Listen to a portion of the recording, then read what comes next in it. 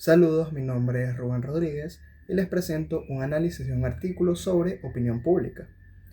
Para hablar del estudio de la opinión pública, hay que comenzar por trazar la historia de dos términos claves para este concepto, la opinión y lo público.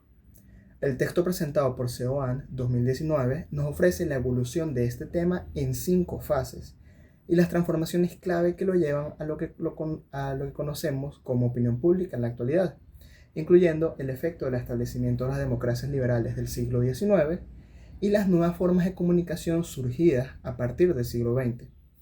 Algo a resaltar del texto de Seoane sobre la opinión pública es que las 5 fases que ilustra las expresa de un modo conceptual. ¿Qué quiero decir con eso? En cada fase se enfoca en analizar la evolución de la opinión pública como concepto, sus elementos, cuál era el debate sostenido en torno a este y cuáles eran las preocupaciones de la época.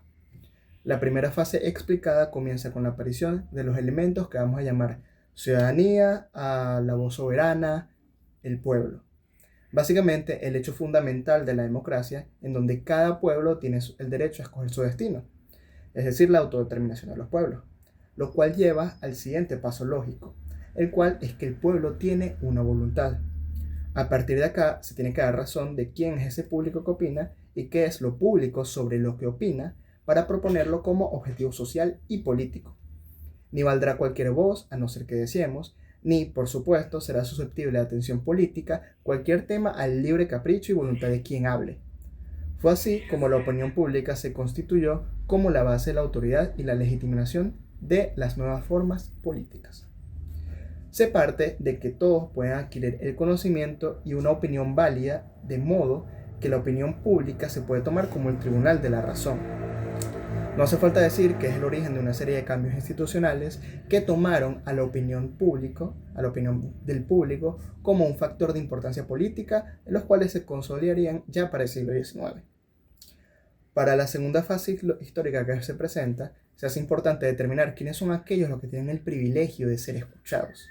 La tesis es que, para evitar que una voz se pudiera alzar para defender algo que no es justo, ni libre, ni conveniente, ni verdadero, una determinada formación, nivel económico, sexo o cualquier otra característica más o menos arbitraria resultaba necesaria. La segunda línea con la que se desea procurar el esclarecimiento de la opinión pública supone que existe una opinión pública que se establece como una voz que va más allá de la suma de las voces particulares. Una voz esclarecida que aparece por demás de la voz de cada uno de los que aparece. En todos estos casos se trata de distintas asunciones teóricas para cuidar que la opinión pública sea una voz única, sin conflictos, que se pueda escuchar con claridad y no una algarabía de intervenciones del público. Para esta etapa es importante repasar que para 1948 existieron 3 procesos simultáneos que hacen la discusión de lo que conforma la opinión pública de gran importancia para la sociedad. Por un lado, la adopción del sufragio censitario masculino, y por otro, la aparición de un proletariado obrero que comenzó a organizarse en organizaciones políticas, sindicatos, y que se manifestaba en las calles. Y por último, el desarrollo de la prensa de gran tirada. Ahora, ya en la tercera fase, la discusión está de lleno en los medios de comunicación masivos, primeramente en la prensa. No hay que esperar mucho para que la opinión pública quede confiscada por nuevos vectores de comunicación, que constituyen los medios de masas, la propaganda y la publicidad política. La opinión pública es el sistema político observándose, y por ello, en modo alguno, es un soberano racional. Es decir, vamos a tener que es un sistema social cuyo objetivo es observar todos los sistemas formando una sociedad.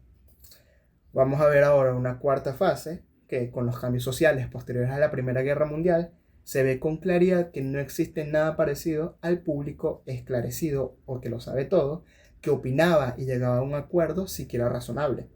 Con esta idea se llega al desarrollo de la televisión. Si con la prensa siempre se podía imaginar que la voz autorizada, podría ser la de un experto, la televisión sugiere que cualquier voz es válida, aunque esta falta de información y experiencia.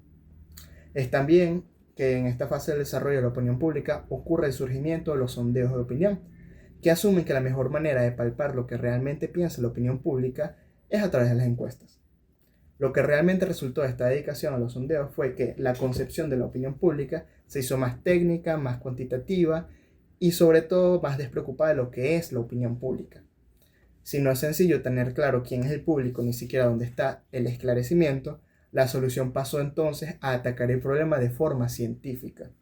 Es así que la opinión pública pasa por el proceso de cientificación, donde se pretende medir, analizar, con el fin de evitar que la opinión pública sea simplemente lo que determinara un periódico, o la voz de un político, que es la que se escucha más, sino que se busque que se instituya presentar la voz de la calle como la opinión pública. Y es luego en la quinta fase que podemos empezar a decir que los sondeos de opinión se extienden más allá de las cuestiones políticas y sociales. Aquí vamos a hablar ya del mundo de la publicidad, el marketing y la creación de nuevos productos. Ahora los sondeos construyen la opinión pública como fotografías de diferentes opiniones en un momento dado, y no va a aspirar a ser la fotografía definitiva del momento social. Con la aparición de las redes sociales, ahora no solo una voz, sino que va a ser una voz performada que se sitúa en un hábitat que es extremadamente líquido y fugaz, como podemos ver en la actualidad en el día a día, como las voces constantemente cambian de opinión, el momento social es sumamente corto y fugaz. Bueno, esto han sido las 5 etapas presentadas en el análisis. Muchísimas gracias por su atención. Esto ha sido todo.